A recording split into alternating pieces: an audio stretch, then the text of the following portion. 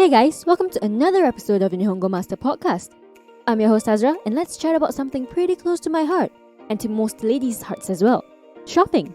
Who doesn't love shopping? I especially love shopping when traveling because it's like discovering a whole other universe full of never-before-seen shops and designs. What you can find in one country, there's a good chance you won't be able to find them in another. Japan is one of the best countries to shop in, with unique styles originating from the country itself and thousands of local shops offering them at various prices. In fact, it's those underground, low-key ones that have the best bargains and options. But of course, not all good things are easy. Don't expect all the shop owners to be able to speak English. So today, I'll virtually walk you through a shopping experience in Japan. And while you're at it, why not pick up some Japanese phrases to help you snag that cute, one-of-a-kind coat? Keep your ears tuned for them, as well as a few essential words that'll definitely help you get around Japan's shopping universe. So we're on the streets of Japan. Whether it's Tokyo or Osaka, or heck, even Okinawa, you're going to have to familiarize yourself with the shopping scene here first. You should definitely prep yourself in advance as to what you should expect. Big cities like Tokyo and Osaka have a couple of shopping districts that are quite literally everywhere. Shibuya and Harajuku in Tokyo are well connected by train lines, or you could even walk. And do you really need to go anywhere other than the Shinsaibashi and Dotonbori area in Osaka? You don't need to venture out much of the city center in cities like these.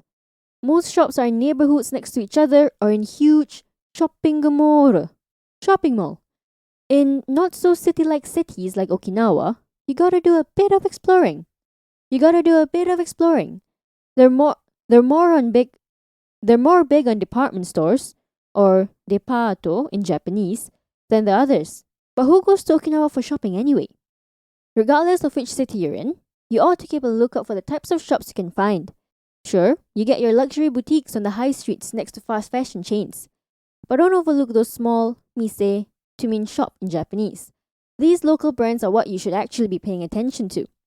You can get Gucci and Zara anywhere in the world, but can you get that Japan-made fuku, clothes, by the independent Japanese label elsewhere? Nope. When you're out shopping, or kaimono suru in Japanese, don't limit yourself to the various uriba to mean section or department. In any clothing store, you get the Fujin Fuku Uriba, female clothing section, and the Shinshi Fuku Uriba, male clothing section. But in case you haven't already noticed, the fashion scene in Japan is quite meh in the best way possible. Unisex and androgynous, feminine and masculine, avant-garde and normcore, they're all mixed up in one huge mixing bowl. From the most basic to the most dramatic style you can think of, Japan has it. Check out our episode, Subculture Mania, Season 1, Episode 7, for an in-depth discussion on Japanese fashion subcultures. So what better place to not only shop but also experiment with your fashion style than Japan? Before we move on, let's recap the vocab we used. Shopping mall, shopping mall. Depato, department store. Mise, shop. Fuku, clothes. Kaimono suru, to go shopping. Fujin fuku uriba, female clothing section. Shinshi fuku uriba, male clothing section. Uriba means section or department. So we've strolled around the shopping districts, looked at the shops, and one shop caught our eyes. Time to browse the racks. Other than designs and color, what is the other most important factor we take note of? The price, or nedan in Japanese. It can be the most beautiful one piece or dress in the world, but if it's out of my budget, it goes back on the rack. I mean, all of us set aside a rough estimate of how much they would want to spend on shopping, right?